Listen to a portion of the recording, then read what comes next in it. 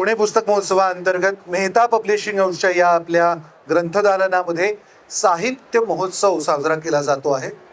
Mehta publishing house आपलं सुवर्ण महोत्सवी वर्ष साजरं करत आहे आणि त्याचबरोबरीनं ज्येष्ठ ग्रामीण कथाकार शंकर पाटील यांचं जन्मशताब्दी वर्षही आहे. तर अशा या दुग्धशर्करा योगाचं औचित्य साधून आणि अर्थातच पुणे पुस्तक महोत्सवाच्या या भव्य समारंभामध्ये 9 दिवस 25 साहित्य रंग आम्ही आपल्यासमोर उलगडत जाणार आहोत. आणि खेर सर, मला सांगायला आनंद वाटतो की हे सगळं इथे जो काही कार्यक्रम उपक्रम आयोजित केलेला आहे त्याचं ऑडिओ व्हिज्युअल डॉक्युमेंटेशन होत आहे आणि काही काळानंतर ही मुलाखत या गप्पा आपल्या मेहता पब्लिशिंग हाऊसच्या युट्यूब चॅनलवरती सुद्धा आपल्या जगभरातल्या वाचकांसाठी उपलब्ध होणार आहेत. तर अशा या दिलखुलास संवादाच्या गप्पांच्या कार्यक्रमामध्ये मी अक्षय वाटवे तुमचं मनपूर्वक स्वागत करतो. आणि आज माझ्यासोबत इथे उपस्थित आहेत, आमच्यासोबत गप्पा मारायला उपस्थित आहेत खेर सर, ज्यांच्या वाचकांची संख्या लाखोंच्या घरात आहे. पुस्तकांच्या आवृत्तीची संख्या 50,000हून अधिक आहे आणि 6हून अधिक भाषांमध्ये ज्यांच्या साहित्यकृतींचं भाषांतर झालेलं आहे आणि एक वेगळ्या धाटणीचा साहित्य प्रवाह त्यांनी निवडलेला आहे आणि त्याच्यात अत्यंत भरभक्कम असं लेखन ते करतात. म्हणजे थोडं गमतीने म्हणायचं झालं तर पानांची संख्या सुद्धा भरभक्कम असते आणि आशय सुद्धा खूपच परिपक्व असा असतो, भरभक्कम असा असतो. तर असा हा जवळजवळ 25-30-35 वर्षाचा हा प्रवास आहे.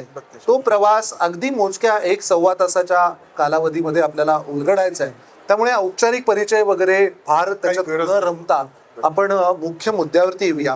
खेर सर, मेहता पब्लिशिंग हाऊसच्या वतीने तुमचं मनपूर्वक स्वागत करतो. धन्यवाद. आणि मला असं फार कुतूहल वाटतं, कारण जी काही आपली अगदी मोजकी बातचीत झाली आहे त्याच्यातून जे मला धागे सापडतात त्यातून असं कळतं की एकेकाळी बँकेमध्ये आपण सर्व्हिस करत होता आणि मग टीव्ही क्षेत्राने तुम्हाला खुणावलं आणि त्या क्षेत्रात काही काळ तुम्ही दिग्दर्शनाच्या क्षेत्रात काम केलं आणि मग त्याच्यानंतर काही कारणामुळे तुम्ही परत आलात पुण्यामध्ये आणि एक कलाटणी देणारी घटना घडली ज्यातून तुमचा साहित्य क्षेत्रात प्रवेश झाला. तर मला असं वाटतं त्या प्रसंगापासून आपण गप्पांना सुरुवात करायची. चालेल ना, कारण तो माझा साहित्य क्षेत्रात तो पदार्पणाचा तो काळ प्रसंग आहे. हो, तो प्रसंग आहे. सर्वप्रथम मेहता पब्लिशिंग हाऊसला खूप खूप शुभेच्छा. आणि माझे अत्यंत आवडते लेखक शंकर पाटील यांच्या पण स्मृतीला मी नमन करून आपण या विषयावर घेऊया. अगदी साहित्यिकाला माझ्या मते आज आपण नियती म्हणून बघितलं तर कदाचित तिने ठरवलं असेल नियतीने की मी साहित्यिक व्हावं. बर. आणि आयुष्यात साहित्यिकाला अनुभव हा फार महत्वाचा असतो. मी चित्रपट क्षेत्रात कॅमेरा मागचं जगत पाहिलं, टीव्हीच्या क्षेत्रात मी दिग्दर्शन केलं, त्याच्या मागचंही जगत पाहिलं. बरोबर. आणि स्वाध्याय शास्त्री आठवले त्यांच्यावर मी जी कादंबरी लिहिली त्या निमित्ताने मी कच्छपर्यंत संपूर्ण किनारपट्टी गावोगाव मी गेलो, झोपडीत गेलो, वाड्या वस्त्यांवर गेलो. तिथलं जीवन बरोबर. त्यामुळे तुम्हाला आपलं शहरी जे जीवन आहे त्यापेक्षा पलीकडे खूप विशाल असं जीवन आहे आणि ते जीवन कसं जगलं जातं याचा अनुभव मला मिळाला. आणि ते सगळं झगमगाटी दुनिया सोडून जेव्हा मी पुण्यात परत आलो तेव्हा मी साहित्याकडे वळलो. त्यामुळे मी कुठेतरी पेठेत बसून लिहिणारा साहित्यिक नाही, तर मी पूर्ण अमृत म्हणजे अनुभव समृद्ध असा साहित्यिक आहे. आणि त्यामुळे हे जाता तुम्हाला गमत सांगतो की लहानपणापासून मी इतके साहित्यिक जवळनं बघितलेले की आमच्या घरी यायचे, खूप मोठे साहित्यिक यायचे, कारण वडील केसरीचे सहसंपादक होते. तर त्याच्यामध्ये खूपशा अशा गोष्टी होत्या की त्यावेळेचे वादविवाद वगैरे सगळे लहानपणापासून कानावर पडत. तर त्यामध्ये एक वाद असा की फडके आणि खांडेकर जीवनासाठी कला हा खांडेकरांचा, कलेसाठी कला हा फडक्यांचा प्रांत होता. तर हे सगळं माझ्यावर मुरत होतं आणि एकीकडे मी अनुभव घेत होतो. आणि आठवले शास्त्रींच्या संपर्कात आल्यानंतर मी माझ्या लेखनाची दिशा ठरवली ती म्हणजे कलेसाठी कला तर आहेच आहे किंवा जीवनासाठी कला आहेच, मी मानव्यासाठी कला हा त्यातला भाग आणला. आणि माझी सगळी पुस्तकं ही मानव्यानी वेढलेली आहेत किंवा त्याच्यासाठी मी कादंबऱ्या ऐकलेल्या आहेत. तर ही पार्श्वभूमी. पण ती सुरुवात जी झाली ती तुमच्या एका लाडक्या नटाच्या चरित्रात्मक लेखनातून झाली. बरोबर. ते जरा सांगा ना. ऍक्च्युली मी चित्रपट क्षेत्रात जेव्हा होतो तेव्हा मला चार्ली चॅप्लिन अतिशय आवडतो. हा. मी त्याचा जबरदस्त फॅन होतो. कारण चॅप्लिन यांनी जीवनावर सगळीकडे बोट ठेवले. त्यांनी जरी विनोद केलाय तरी त्याच्यातनं सगळं जीवन दिसायचं, तुम्हाला वास्तविक जीवन दिसायचं. हो. तर माझा अत्यंत आवडीचा होता. आणि मी वयाच्या 26व्या वर्षी चॅप्लिन इन इंडिया नावाची एक छोटी फिल्म पण केली होती. बर ती अजून आता युट्यूबवर आहे ती. बर तर ज्यावेळेस मी मुंबई सोडली आणि मला नाईलाजाने पुण्यात यावं लागलं आणि काही काळ असं झाला की मी ऍक्च्युली करिअर कशात करावी, हो तेव्हा मी साहित्याकडे वळलो. कदाचित वडिलांच्या मधून तो DNA माझ्याकडे आला असेल, संस्कार आला असेल आणि अनुभव समृद्ध होऊन मी साहित्याकडे वळलो. वा. त्यामुळे मग चॅप्लिनच्या जीवनावर मी त्यावेळेस कच्चं लिखाण केलं. मला कादंबरीचा अनुभव नव्हता, पण हसरे दुःख कादंबरी मी लिहिली आणि ती राजहंस प्रकाशननी प्रकाशित केली. आता 17वी आवृत्ती त्याची चालू आहे. नाही, हा मोठा प्रवास आहे. म्हणजे तेव्हा हा किती इंटरेस्टिंग भाग आहे की हसरे दुःख या नावाने जी व्यक्ती लिहायला सुरुवात करते ती व्यक्ती एका तत्वचिंतनात्मक लेखनाकडे एका टप्प्यावरती वळते आणि अत्यंत गांभीर्याने आपल्या भारताच्या इतिहासातली अशी काही पानं, असे काही घटना, असे काही प्रसंग, असे काही व्यक्तिमत्व शोधते की ज्यामुळे वाचकांना एक नवी दृष्टी मिळायला मदत होते. तर त्या आपण सगळ्या साहित्यकृतींबद्दल बोलणार आहोत. आणि सुरुवात करताना मला असा एक पहिलाच प्रश्न असा विचारावासा वाटतो तो की वेगवेगळे विषय आहेत. म्हणजे तुमची साहित्य संपदा जर बघितली, सगळी पुस्तकं जर बघितली तर प्रत्येक पुस्तकाचे विषय वेगवेगळे. म्हणजे आता इथे आपल्या बरोबर आहे हे आहे हॉलिवूडचे विनोदवीर, किंवा दुसरं इथे माझ्याकडे पुस्तक आहे हे बिंदू सरोवर आहे. तर ह्या दोन्ही विषयांचा परस्पर तसा काहीच संबंध नाहीये. तर हे दोन टोकाचे विषय कसे निवडावेसे वाटतात आणि ते निवडल्यानंतर त्याचं संशोधन, त्याची रूपरेषा, त्याची मांडणी, हे सगळं कसं ठरतं? मी चॅप्लिनवर जेव्हा लिहिलं त्याच्यानंतर मी त्या प्रभावात होतो, फिल्म इंडस्ट्रीमध्ये होतो, मी दिग्दर्शनही करत होतो. त्यावेळेस मी हॉलिवूडचे विनोदवीर, कारण काय असतं की चॅप्लिन हसवत होता पण त्याच्या मागे त्याचं प्रचंड दुःख होतं. तसंच स्टॅन लॉरेल आणि हार्डीचं तेवढं नव्हतं, पण स्टॅन लॉरेलचं मागे दुःख होतं आणि मी त्याच प्रवाहातून चाललेलो होतो. त्यामुळे मी या विनोदवीरांना पुढे आणलं, माझं दुःख बाजूला ठेवून, किंवा चॅप्लिन मी पुढे आणला तो माझं दुःख विसरून, किंवा कदाचित हसरे दुःखामध्ये माझं ते सगळं उमटलेलं आहे बऱ्याचशा गोष्टी. तर लोकांना आपण आनंद द्यायचा हा एक थोडासा भाग होता. मी त्या अनुषंगाने मी तुम्हाला माझ्या वडिलांचं काही हे सांगतो की कशासाठी लिहायचं. म्हणजे मला फेम हवी आहे, मला कुठेतरी काहीतरी एक विषय घ्यायचा आणि माझी पुस्तकं प्रकाशित झाली, हल्लीच्या सोशल मीडियामधनं हे करायचं नाही, पैसे मिळवायचे आणि फेम मिळवायचं, हा केवळ उद्देश नव्हता. त्या वडिलांनी त्यांची 117 पुस्तकं, त्यापैकी 14 चरित्रात्मक कादंबऱ्या, त्या लिहित असताना त्यांना विचारलं की हे कशासाठी तुम्ही लिहिता. तर त्यांचा एक उद्देश होता की समाजामध्ये मी काही मानदंड उभे करण्यासाठी लिहितो. मानदंड जर का उभे करायचे तर तुम्हाला ते विषय त्या पद्धतीने आणावे लागतात. तर ते कुठेतरी इन्स्पिरेशन होतं आणि मग असं वाटलं की हा एक चांगला विषय होता म्हणून तो लिहिला.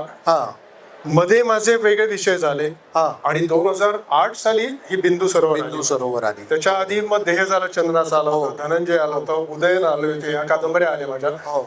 पण बिंदू सरोवर एक तुम्ही हे का, ह्याची प्रेरणा का, हा विषय असा आहे की त्यावेळेस रोलिंग बाईचं ते हॅरी पॉटर आलं होतं किंवा असे, आणि आपण मी दुर्दैवाने असं म्हणत नाही कारण आपल्या वाचकांना ते मिळत नाही म्हणून ते वाचतात, बरोबर. पण मला असं वाटलं की ते डार्क फॅन्टसी ते लिहितात. ते परदेशी लोक सगळे डार्क फॅन्टसी लिहितात. तुम्ही मूवीज बघा, सगळं डार्क फॅन्टसी लिहितात. आणि भारताची मानसिकता, इथल्या लोकांची मानसिकता अशी आहे की हे डिवाइन फॅन्टसी लिहिणारे पुराण कथा वगैरे बघा तुम्ही. किंवा तुम्ही आणखी बघा की मागच्या माझे वडील सांगायचे काय स्लोगन सांगायचे असे की गेल्या 70-80 वर्षाचा इंग्रजांचा प्रभाव एवढा होता की दुःखच लिहायचं शेवटी, म्हणजे दुःखांत करायचा आणि त्याला बेस्ट म्हणायचं. हा म्हणजे तुम्ही हॅमलेटचं काय त्याचा दुःखांत हो. आहे, सगळ्या शेक्सपियरचा दुःखांत आहे. म्हणजे शेक्सपियर हा तुम्हाला कायम धोक्याचा कंदीलच दाखवतोय आणि निराशाच देतोय. हा ही भारतीय मानसिकता नाहीये, पण आपले सगळं साहित्य त्याच्यावर पोचलं गेलं दुर्दैवाने. तर माझ्या पुढे असं होतं की फॅन्टसी डिव्हाइन असू शकत नाही का, डार्क फॅन्टसीच कशाला हवी.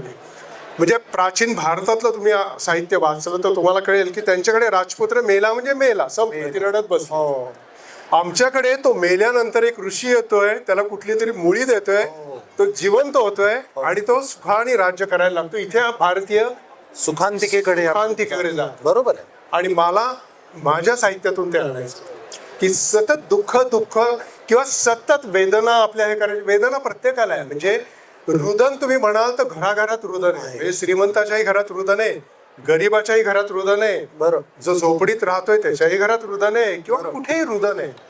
तेच तुम्ही सगळं समाजापुढे आणायचं का, हा प्रश्न. बरोबर. तर बिंदू सरोवर ही जी कादंबरी आहे ही सुखांतर आहेच, हा पण ज्याला आणखी वेगळे आयाम आहेत.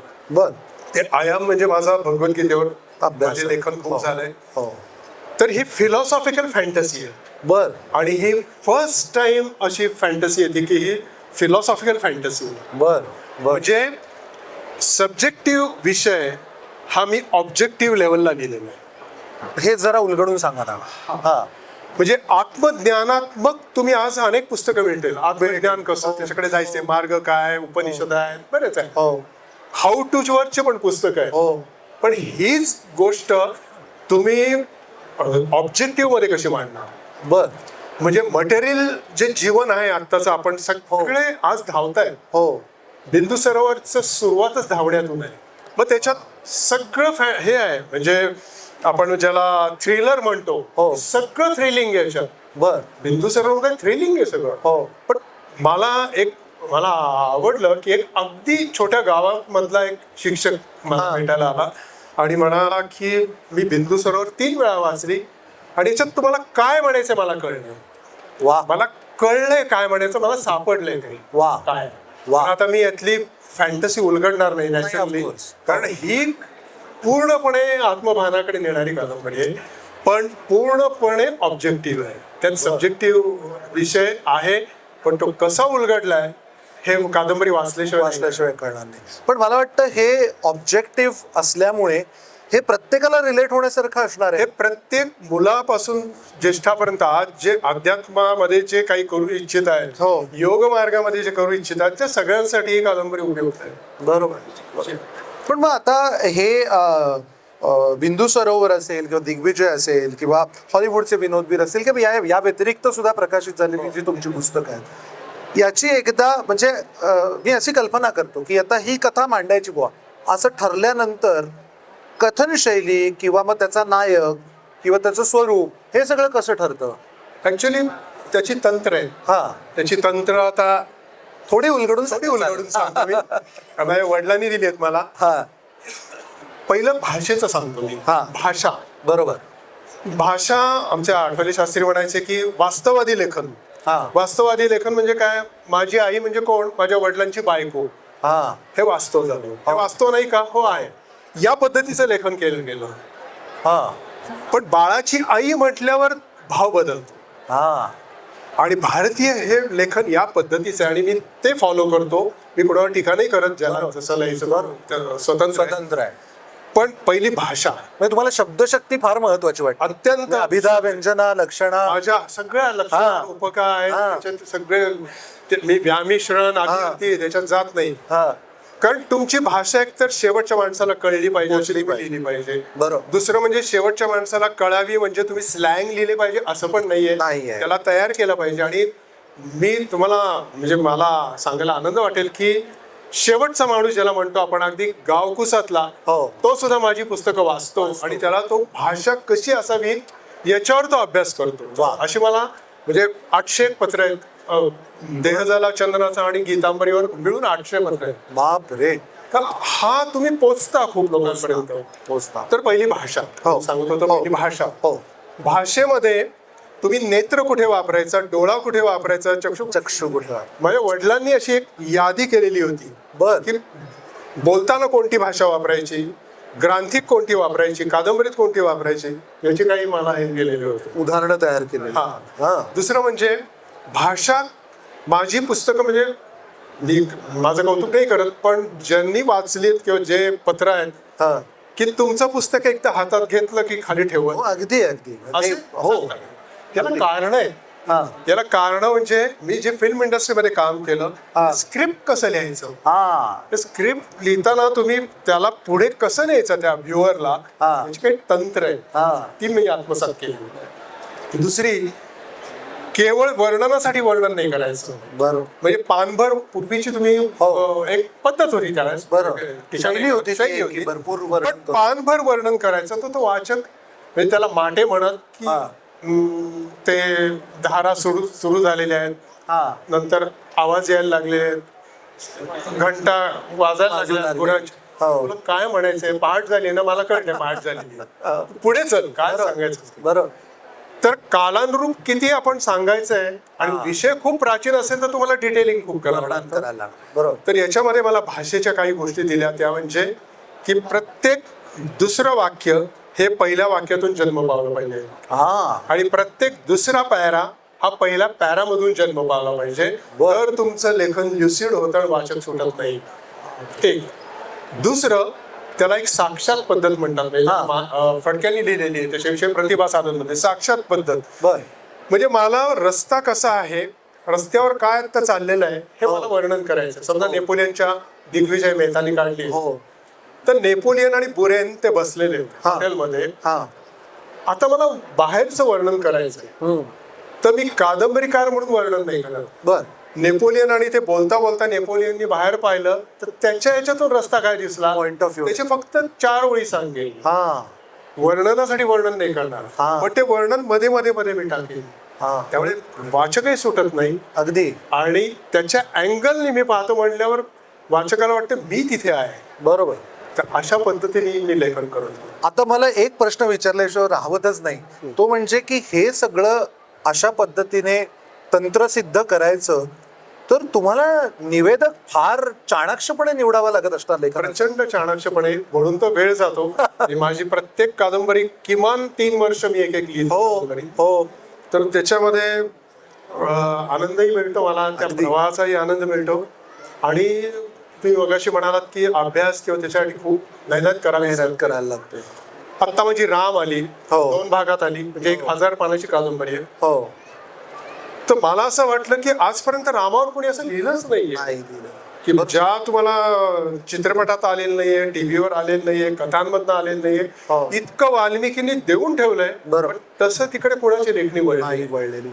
पण मी केवळ राम म्हणून राम नाही लिहिलं. हा पॅरल कुठे त्यावेळेस काय काय लिंक्स मला मिळतात का हा ते मी बघतो. म्हणजे उदाहरणार्थ मी मांदार्य कादंबरी लिहिली, जी मंजूर पब्लिशिंगनी काढली. हा ती 450 पानाची कादंबरी आहे. तर ती अगस्त्य ऋषींवरची कादंबरी आहे. बर. आता अगस्त्य ऋषींचा काळ हा 11,000 वर्षांपूर्वीचा. पूर्वीचा. हो माझी आवड ही प्राग इतिहास लिहिण्याची. बर बर. अलीकडचा मला तेवढा मी रमत नाही, मला प्राग इतिहास आवडतो. हो आणि त्याच्यात इतकं प्रचंड सागर पडला आहे की ज्याच्यावर अजूनपर्यंत लिहिलं जात नाही. तर मांदारे लिहिताना इकडचं जेव्हा मी साहित्य वाचतो किंवा मी अभ्यास करतो, त्याच वेळेस गिलगामेशच्या महाकाव्यात मला एक कुठला तरी संदर्भ मिळतो जो कनेक्ट होतो. बर. आणि तो जोडल्यावर माझ्या कादंबरीला आणखी बदल येतो. अगदी म्हणजे वास्तविकता येते. वास्तविकता आहे. अशा पद्धतीने. आणि मग तो कधी काळ निवेदक असेल, कधी एखादा ते पात्रच निवेदन करणार असेल, पण ती निवड चक्कल ठरते. मग निवड तुमच्या कॅरेक्टर्स म्हणजे एक त्याला एक अनुभव असा आहे हा की व्यक्तिरेखा एकदा ठरल्या हो की त्या मी कागदावर सोडतो. हा त्या सोडल्या की त्या स्वतः आकार घेत जायला लागतात, आणि मी एक ॲज अ 3rd पर्सन मी फक्त ते वर्णन करायला लागतो. ह्या शेवटी तुमचा अनुभव असतो, विलक्षण अनुभव. आणि याच्यात काही मी समाधी वगैरे असं काही जास्त येतात नाही, पण तुमची तंद्री अशी तंद्री लागायला लागते. हो तुमच्या हातून उलगडायला लागतं. असं मी उदाहरणार्थ बिंदू सरोवर मी लिहिली, हा तर मी एंड ठरवलेला नव्हता, त्याचा शेवट ठरवलेला नव्हते फॅन्टसीचा. हा पण आपोआप एक तत्व आत घुसलं. हो. ते मी सांगणार नाही, हो, कारण अगदी, लोक अगदी. वाचणार नाही, नाही. एक तत्व आत घुसलं आणि ते शेवटपर्यंत आलं हो. आणि त्याच्यातून त्याला काहीच्या काही डायमेन्शन मिळाल्या. तर हे असं होत जातं. म्हणजे मग तेवढा म्हणजे त्याचा अभ्यास पण तेवढा वैविध्यपूर्ण जसं तुम्ही आता म्हणालात तसं. अभ्यास तर लागतोच. अभ्यास तर तुम्ही कुठल्याही विषयाचा, आणि अभ्यासाशिवाय मग तुम्ही आन्सरेबल राहत नाही. तर मग तुम्हाला मग विपर्यास होऊ शकतो. विपर्यास होऊ शकतो आणि त्याच्यामध्ये तुम्हाला उत्तरं देता आली पाहिजे. हा. हे उदाहरणार्थ हा मी धनंजय लिहिली अर्जुनावर, हा त्यावेळेस मी भांडारकर आवृत्ती 13 खंड, हा नीलकंठी आवृत्ती भांडारकर आवृत्ती 15 15 खंड, खंड. नीलकंठी आवृत्ती ज्याला कल्याण परत म्हणतात, हो. त्याचे 13 खंड हे सगळे वाचले आणि इतर 100 पुस्तकं वाचली. बाप रे. तर म्हणजे कित्येक हजार पानं वाचली. त्यामुळे मी आज कुणी मला काही विचारलं तर मी त्याला आन्सरेबल, आणि कुणी माझ्या अर्जुनच का मोठा, हो. कर्णाला कमी का कमी समजता, हो. तर मी समजत नाही. व्यासांनी जे लिहिलंय ते मी सांगतो. ठेवलंय. कुठे लिहिलंय तर ते संदर्भ मी देऊ शकतो. म्हणजे आलेल्या प्रत्येक प्रश्नाचं समाधान समाधान देऊ आपण करू शकता. मला यालाच जोडून पुढचा प्रश्न विचारायचा असा आहे की आता तुम्ही मगापासून उल्लेख करताय की इतिहास आहे आणि फॅन्टसी पण आहे, इतिहास आहे आणि फॅन्टसी पण आहे, आणि हे तुमच्या पुस्तकांमध्ये जाणवतं. तर मग याचं संतुलन कसं करता, आणि मग किती कलात्मक, आपल्याकडे हल्ली क्रिएटिव्ह लिबर्टी असा एक त्याच्यात भाग आहे, तर ते कलात्मक स्वातंत्र्य किती घेता आणि तो बॅलन्स कसा? छान प्रश्न विचारला तुम्ही. अगदी म्हणजे कौतुक आहे हा प्रश्न. याच्यामध्ये काय म्हणजे वडिलांनी एक चरित्रात्मक कादंबरीचा विषय घेऊ आपण. हो हो. तर त्याला आयर्विन स्टोननी अमेरिकेत पहिल्यांदा हा प्रकार आणला, चरित्रात्मक कादंबरी. बर. Autobiographical biographical novel. Biographical novel. त्याच्यात तो प्रकार मराठीमध्ये स्वातंत्र्यावर सावरकरांच्या जीवनावरची म्हणजे वडिलांची यज्ञ नावाची कादंबरी, हो. ही पहिली चरित्रात्मक कादंबरी मानली गेली बर. साहित्य क्षेत्रात. बर. आणि त्याला सर्टिफाईड अनेक फडक्यांपासून सगळ्यांनी केलेलं आहे, त्यामुळे आपण ती मानली पाहिजे. त्याची पहिली चरित्रात्मक कादंबरी होती. बर. तर चरित्रात्मक कादंबरी याचा अर्थ चरित्र नाही. हा. म्हणजे बायोग्राफिकल नॉव्हेल, नॉव्हेलाइज बायोग्राफी, हिस्टॉरिकल, हे जे प्रकार आहेत बायोग्राफिकल नॉव्हेल मी लिहितो. हा हा. म्हणजे चरित्रात्मक कादंबरी. हा. तर चरित्रात्मक कादंबरी म्हणजे चरित्र नव्हे. हा. म्हणजे इथे जन्म झाला, इथे झाला, मी तर लहानपण असं झालं, नो. हायलाईट कोणत्या त्यांच्या आयुष्यातल्या, आणि मग त्या लहानपणापासून लिंक करायच्या. पण ज्याच्यावर अधिक प्रकाश टाकायचा आहे ते त्यातले प्रसंगांवर अधिक टाकायचे, परिणामकारक प्रसंग अधिक त्याच्यात येणार. आणि बायोग्राफी म्हणल्यावर यांचा जन्म इथे झाला, हो. इथे शिक्षण झालं. पण कादंबरी, चरित्रात्मक कादंबरीमध्ये मी देह झाला चंद्राचा मोहरिया, मी जपानच्या तत्वज्ञान परिषदेच्या प्रसंगाने सुरुवात केली. बरोबर. जी पांडुरंग शास्त्री काही 40 वर्षाचे असतील, हो हो. आणि मग मी मागे गेले, तर मी ती फ्रीडम घेऊ शकतो. हा एक भाग झाला. आणि दुसरा भाग असा आहे की कादंबरी लेखनात विशेषतः इतिहास किंवा आपण अर्जुन म्हणू, महाभारताचं किंवा पौराणिक याच्यामध्ये, त्याला एक आपण कादंबरी लिहिताना संभाव्य सत्य म्हणजे प्लॉजिबल ट्रुथ हा एक साहित्य प्रकार मानले गेला आहे. की संभाव्य सत्य म्हणजे मी आज तुमच्याकडे आलो, आपल्या एक गहन विषयावर, समजा कृष्णाची शिष्टाई आहे, कृष्ण आलाय आणि शिष्टाई चालू आहे, डायरेक्ट काही याच्यात आलाय राजसभेत आणि बोलायला सुरुवात केली असं नाही होणार. पण तो आल्यावर त्याचं स्वागत केलंय, त्याला बसवलंय, त्याला चहापान त्यावेळेस काय असेल ते विषय काय असेल, हो, हे असू शकतं का? हो, असू शकतं. ते काय आपण नाकारू शकत नाही. तर हे संभाव्य सत्य कादंबरी म्हणजे मूळ विषय किंवा मूळ सत्य आपण हे नाहीये, त्याच्यापासून नाकारत नाही, पण संभाव्य सत्य आपण त्याला जोडत जातो. त्यामुळे कादंबरी मधले हायलाइट्स, प्रसंग आणि त्याला जोडत गेलेले संभाव्य सत्य, अशा पद्धतीचं आपण लिहिले. बरोबर बरोबर. आणि मग त्याच्यात जी कल्पकता जी आपण वापरतो तर ती फारच द्रष्टेपणाने वापरायला लागणार. म्हणजे त्याला पिक्चरच कसं करायचं, वाचक का कसा सुटू नये ह्याचं मी स्क्रिप्ट लिहिल्यामुळे दृश्यभान चांगलं, दृश्यभान ठेवायला लागतं. ज्याच्यात इंग्रजी साहित्यामध्ये काही टेक्निक्स आहेत ती पण मी आत्मसात केली होती. म्हणजे उदाहरणार्थ मी जाता सांगतो काही टेक्निक्स की तुमचं पहिलं एक पान तुम्ही आता राम कादंबरी वाचा म्हणजे 1000 पानाची, त्यातलं पहिलं जे पान आहे ना ते फक्त कुठला तरी एक असा प्रसंग घेऊन एकच पान लिहिलेलं असतं हा. आणि ते पाहताना वाचता अरे बापरे आत काय आहे, हा एकच पान.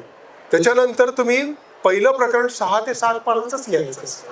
हा खूप वेळा काय होतं की लिहित कसं नाही 6 ते 7 पानाचंच लिहायचं, मग तुम्ही 10 पानाचं लिहा, मग 12 पानाचं लिहा आणि मग शेवटपर्यंत तोच हा ठेवा.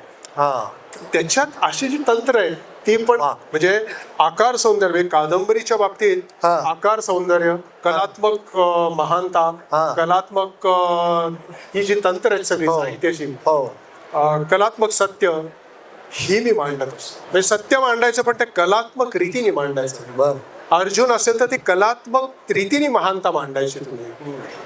तर असं करत गेल्यावर तुम्ही ती कादंबरी फुलत जाते. इंटरेस्टिंग आहे. म्हणजे हे हा विशेष गुण तुम्ही आत्मसात केलेला आहे असं जाणवतं आणि तेच अर्थात यशाचं गमकही आहे. म्हणजे ज्या वेगात आवृत्त्या येतात किंवा जी लोकप्रियता मिळालेली आहे किंवा तुम्ही मगाशी म्हणाल तसं एक ग्रामीण भागातला एक शिक्षक येऊन तुम्हाला सांगतो पत्राद्वारे की बरोबर. याच्यातलं मर्म मला उलगडलेलं आहे.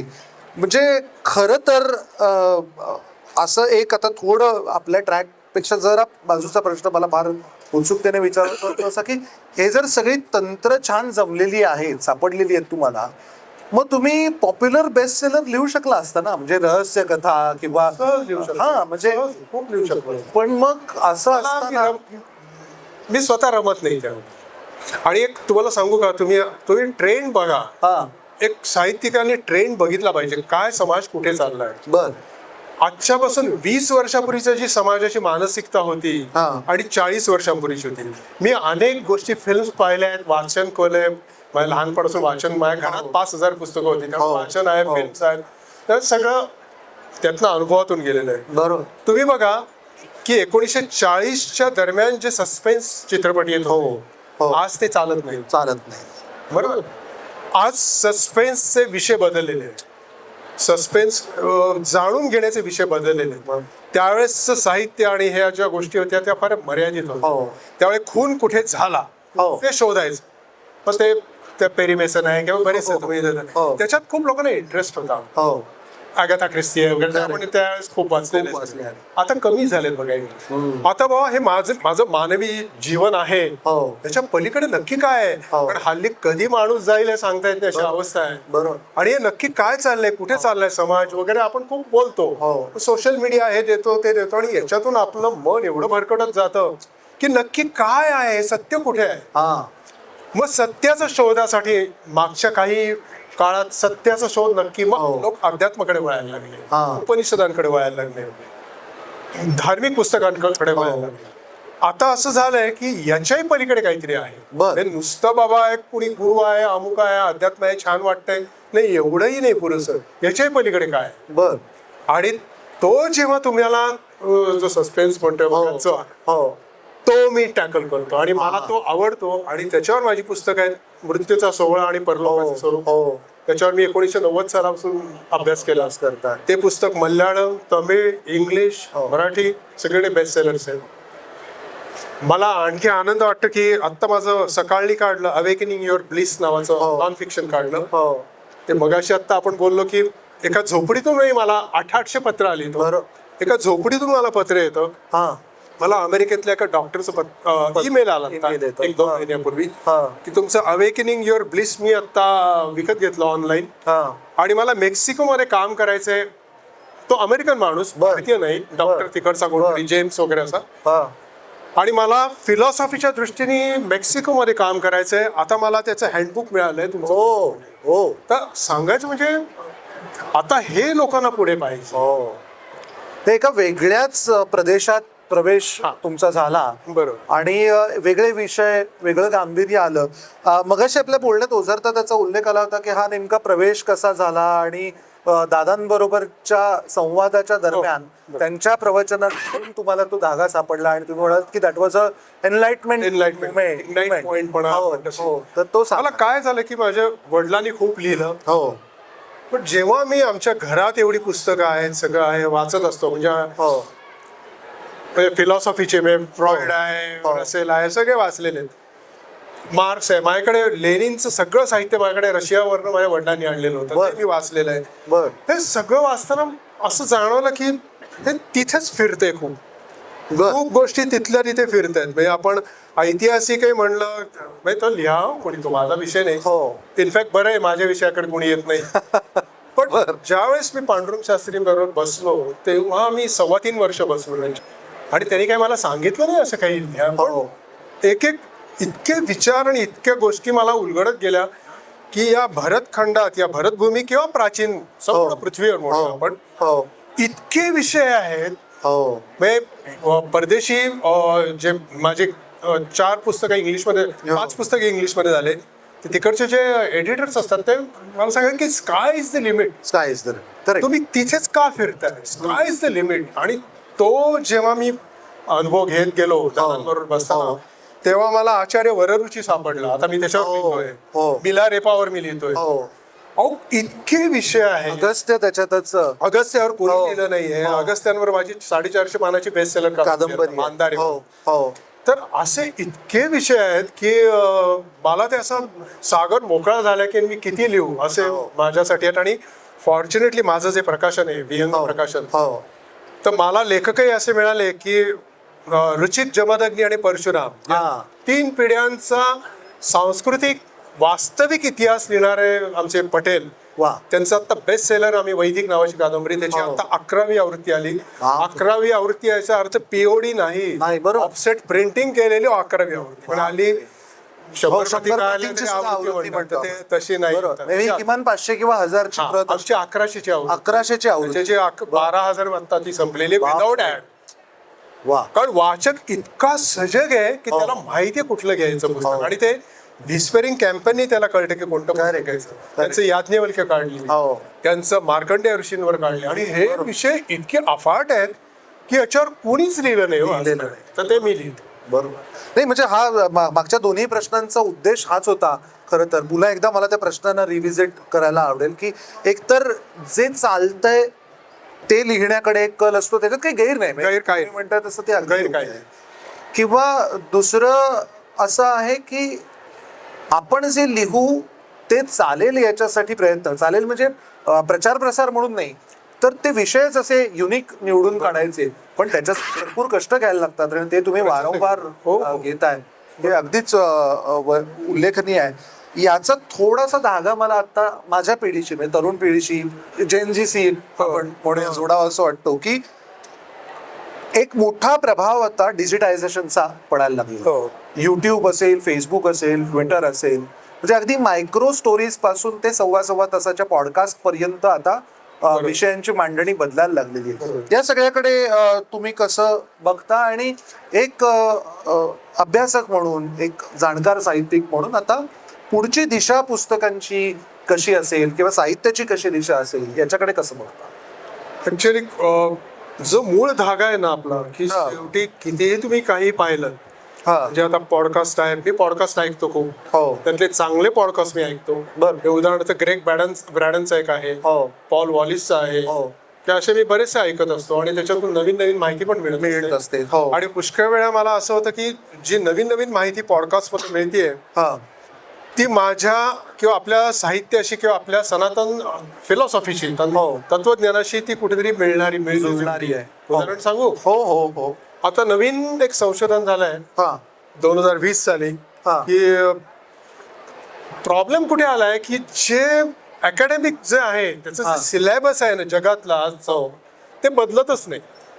ते परंपरागत जे चालू आहे तेच चालू आहे. तिथेच तुम्ही ते मार्च मिळवायचे. आणि त्याच्या म्हणजे उदाहरणार्थ की न्यूरॉन्स फक्त ब्रेन मध्ये असतात, हे आजपर्यंत शिकवलं गेलं आणि ते तुम्ही तसंच लिहिलं पाहिजे.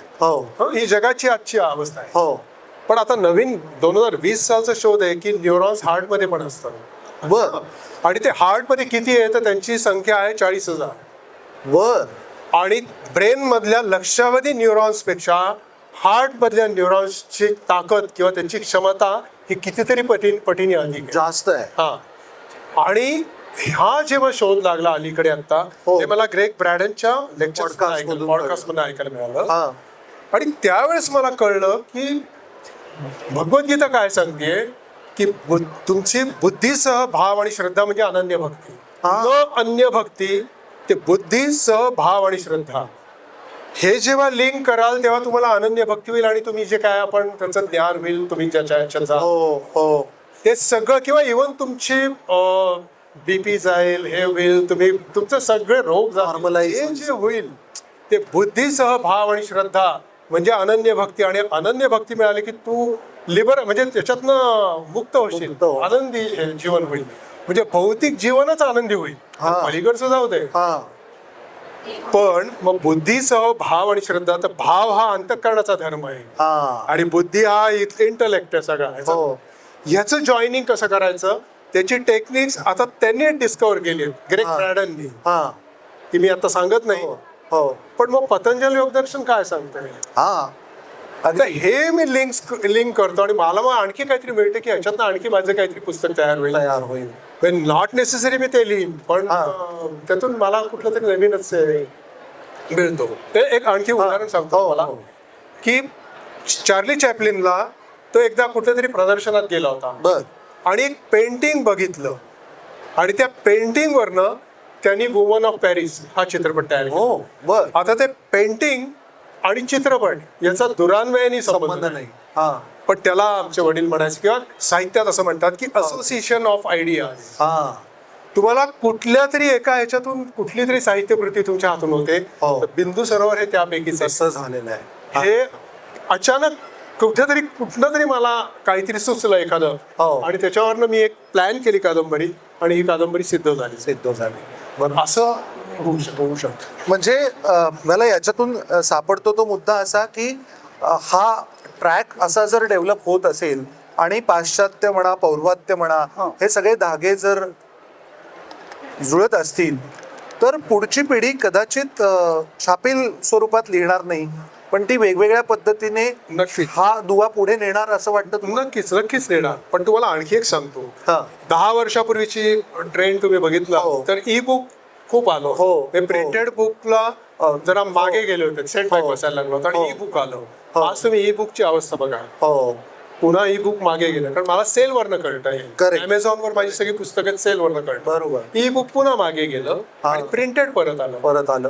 तसं ऐकणं जे आहे ना हा ते खूप वेळा राहत नाही डोक्यात, हा ते निघून जातो, बरोबर मुरत नाही ते. बरोबर वाचन जेव्हा आपण करतो, कुठलं तरी पुस्तक हातात घेऊन तुम्ही रात्री छोटा दिवा लावलाय हो आणि तुम्ही जे वाचता ते तुमच्या जास्त लक्षात जास्त लक्ष, कारण दोन्ही क्रिया होतात ना, वाचन आणि ऐकणं. मेंदूची आणि दोन्हीच्या क्रिया होतात आणि इथे मेंदू स्टॅटिक राहतो. बरं. त्याच्या सायन्स मध्ये जात नाही, पण तुम्ही हो. जेव्हा टीव्ही बघता तेव्हा तुमचा मेंदू स्टॅटिक होतो, हो तुमचा मेंदू काम करेन असं होतं. बरोबर ज्यावेळेस तुम्ही वाचता तेव्हा तुम्ही जे चित्र तयार करता, चिंतन. अर्जुन आणि कृष्ण चालले, हा. जे मी वर्णन केले की चांदण्यातनं फिरत चाललेले आहेत बरोबर. आणि गप्पा मारताय, बरोबर. तुम्ही ते तयार करता आणि वाचतही असतं, ते दोन्ही होतं.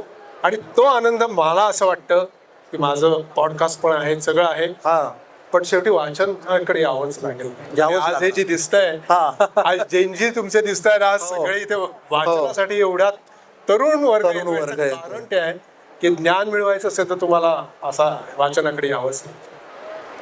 इंटरेस्टिंग आहे. म्हणजे मला ह्या खूपच रोचक झाल्यात असं वाटतं गप्पा.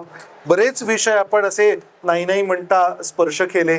मला विशेष नोंद घ्यावीशी वाटते ती म्हणजे लेखनाच्या तंत्रासंदर्भात जे तुम्ही 2-3 महत्वाचे मुद्दे सांगितले, तुमची अभ्यास करण्याची पद्धत तुम्ही आवर्जून सांगितली. ह्या सगळ्याची मुळं तुम्ही म्हणालात की DNA मध्ये असतील असं मला वाटतं, आणि तो DNA 100% आणि मी साहित्यिक व्हायचं नाही याच्यासाठी जंग पछाडलं. हो मी क्रिकेटमध्ये रणजी ट्रॉफी पर्यंत खेळलो. अरे वा. रणजी ट्रॉफी खेळलो नाही, पण तिथेपर्यंत हा मला क्रिकेटही माहिती आहे. मी मॉडेलिंग काही काळ केलं, पण मॉडेलिंग मला यश नाही मिळालं. मी सगळी क्षेत्र फिरून आलो प्रयत्न करून जा. आणि शिवाय कच्छपर्यंत म्हणजे आगरी सागरी नागरी शेतकरी सगळ्यामध्ये गेल्यावर मला खरंच जीवन काय कळलं. बरोबर. त्यामुळे साहित्यिकासाठी हे आवश्यक असतं. कदाचित नियतीने म्हणा, परमात्म्याने म्हणा, मला फिरवलं मुद्दामून, म्हणून मी आज मानवतेसाठी जे काही साहित्य लिहितो. बरोबर. त्याचं आणि तुम्हाला एक सांगू काय, या लिहिण्यामागची भूमिका काय. आज तुम्ही सत्य काय, वास्तव काय, याच्यासाठी अनेक गोष्टी, अनेक राजकारण बघा याच्यामध्ये की काहीतरी सत्य पाहिजे, ॲलिगेशन्स होतात. सत्य कोणालाही नाही माहिती आणि प्रत्येकाला वाटतं सत्य मला माहिती. हो, सत्य माहित नाहीये. बरोबर. तर मग मी का लिहितो, आणि मी जर का मानवतेसाठी लिहितो आणि सतकडे नेण्यासाठी लिहितो, हो तर मला तरी सत कुठे माहिती आहे, मग काय. बर तर ह्याच्यावर पण मी एक शोधला.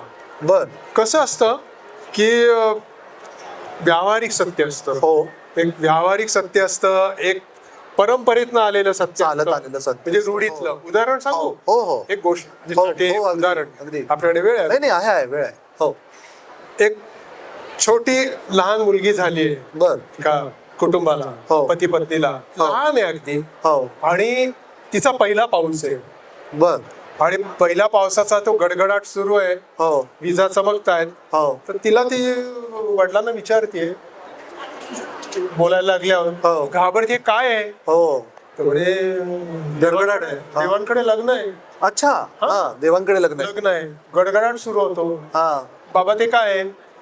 ते काही नाही, आता ती दळण दळते, म्हातारी दळण दळते. कारण का पीठ आणि ते आता अन्न लागणार आहे ना, स्वयंपाक करायचा आहे, तर ती दळतीये. हा अच्छा म्हणे.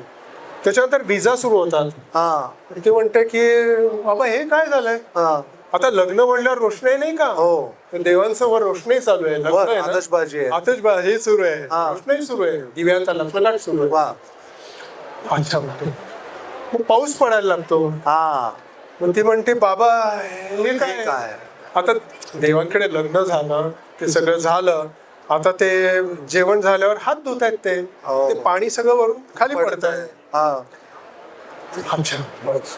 होता होता होता हा ती मुलगी मोठी होती, बर तिला जरा कळायला लागतं. हा त्या दाम्पत्याला आणखी एक मुलगा होता छोटा. हा हं? आता एक पुढच्या 1-2-3 पावसाळ्यानंतर ती ताई आणि तो छोटा मुलगा बसलेले आहेत, बरोबर आणि वर सुरू होत आहे, गडगडाट सुरू सुरू होतोय. तो मुलगा विचारतो, ताई हे काय? काय चाललंय. ती ही रेकॉर्ड लावते सगळी. हा आता देवांकडे. ती जी मुलगी आहे ती खोटं सांगते का खरं सांगते, हा इंटरेस्टिंग आहे हा प्रश्न. हा मुद्दा आहे. हा मुद्दा आहे. तुम्हाला जे आज सांगितलं जात आहे, धर्म, अध्यात्म, तत्वज्ञान, हे तुमच्या इमिजिएट मागच्यानी तुम्हाला सांगितलेलं आहे, ते खरं म्हणायचं का खोटं म्हणायचं. It's their truth. हा. आणि ते शोधण्यासाठी प्रयत्न असतो साहित्यिकाचा. आता पुढचा प्रश्न, हा. जर का मलाही ते माहित नाही, हो. माझे इमिजिएट जे 2 पिढ्या मागचे आहेत त्यांनाही त्यांनाही ते माहिती. त्यांना परंपरागत आलेलंच ते तुम्हाला पुढे देतात. अरे अध्यात्म असं आहे, हा. तुझ्या आत परमात्मा आहे, हो. तो साक्षी आहे, हे आपण सगळं ऐकत, पण म्हणजे काय हो. ते काय माहित नाही. मग मी लिहितो कशासाठी, तर मी लिहितो सत्यासाठी नाही, सतकडे नेण्यासाठी लिहितो, बर. पण मी सत परिणामासाठी लिहितो. वा म्हणजे माझं लेखन हे सत परिणाम करण्यासाठी आहे. जे वडिलांनी म्हणलं की समाजात मानदंड उभे करण्यासाठी लिहितो, हा. तर मी सत परिणाम आणण्यासाठी लिहितो. वा वा आणि याचा उदाहरण एक असं आहे की ज्यावेळेस तुम्ही तंबोरा लावता, हो म्हणजे गायकांना जास्त माहित असतं की हो तंबोरा लावताना षड्ज आणि पंचम हो हे अतिशय प्युअर आणि एक्झॅक्ट लागले हो. की त्याच्यातून अव्यक्त गंधार व्यक्त व्हायला लागतो. हो हो तो परिणाम आहे त्याचा. बरोबर. त्या लेखक आणि त्याची साहित्य कृती याच्यातून तो अव्यक्त परिणाम होतो, तो सत्परिणाम असतो. वा मला वाटतं हाच तो क्षण आहे जो आपले सगळे दर्शक, वाचक, श्रोते कायमस्वरूपी लक्षात ठेवतील. मी मगाशी ज्या DNA चा उल्लेख केला किंवा तुमच्याही बोलण्यात जो वारंवार उल्लेख आला, ते तुमचे वडील भादक हेर यांनी एका प्रेरणेने लिहायला सुरुवात केली, आणि ती प्रेरणा पुढे नेत असताना तुम्ही सतच्या शोधासाठी किंवा सत लोकांपर्यंत पोहोचवण्यासाठी म्हणून लिहित आहे. बरोबर. तर या तुमच्या प्रवासाला मेहता पब्लिशिंग हाऊस कडून पुढच्या प्रवासाला खूप खूप शुभेच्छा. आणि वेळेची चौकट नसली असती तर कदाचित या गप्पा अधिक आणखीन रोचक रंजक झाल्या असत्या. बरोबर. 4 लेखनाची नवी सूत्र मलाही त्याने वितरण अरे केली असती. पण या खूपच छान गप्पा रंगल्या. तुम्ही इथे फार वेळात वेळ काढून आलात त्याबद्दल तुमचे मनपूर्वक आभार. ते पण मनपूर्वक आभार तुमचे. सगळे इथे ऐकत जे होते त्यांचे पण मनपूर्वक आभार. हो. आणि तुम्ही खूप सुंदर प्रश्न विचारलेत, मला बोलतं केलं, बोलण्यासाठी खूप आहे. हो अगदी. पण आता तो इतक्या आपल्या छोट्या ह्याच्यात पण तुम्ही छान तेवढं बसवलं, प्रश्न विचारले, मनपूर्वक धन्यवाद. थँक्यू धन्यवाद.